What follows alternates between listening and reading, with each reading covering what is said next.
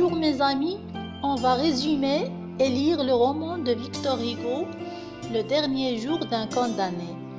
Le premier chapitre s'agit d'un condamné à mort qui se trouve dans une cellule bicêtre à Paris.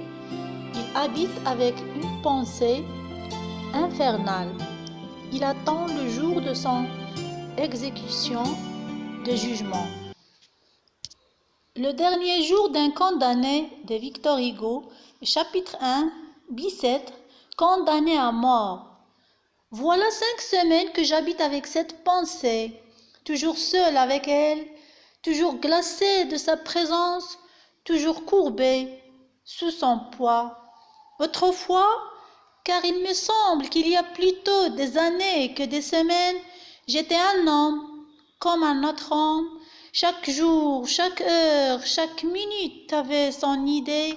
Mon esprit, jeune et riche, était plein de fantaisies.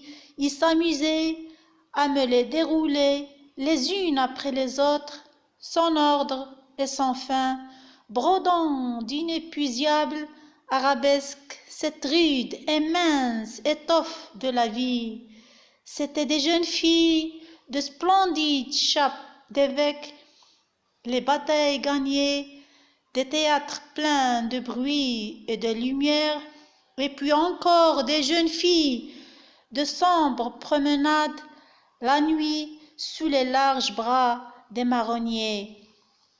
C'était toujours fait dans mon imagination, je pouvais penser à ce que je voulais, j'étais libre. Maintenant, je suis captif, mon corps est offert dans un cachot, mon esprit est en prison dans une idée, une horrible, une sanglante, une implacable idée. Je n'ai plus qu'une pensée, qu'une conviction, qu'une certitude, condamnée à mort.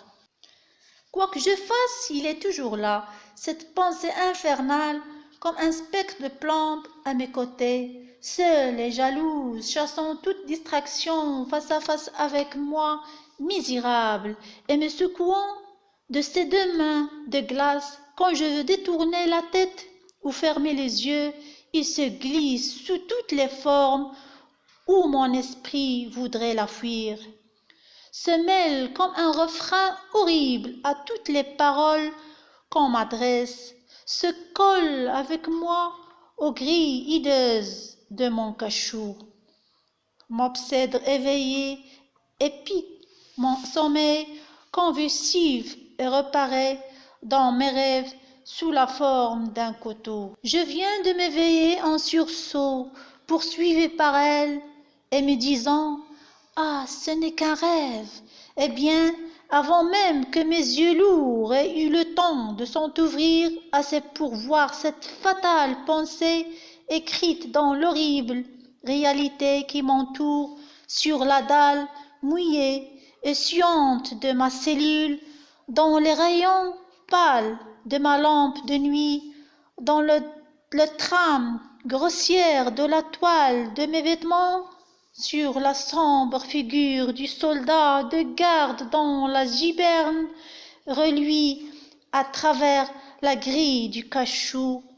Il me semble que déjà une voix a murmuré à mon oreille, condamné à mort. On se reverra dans une autre vidéo et à très bientôt.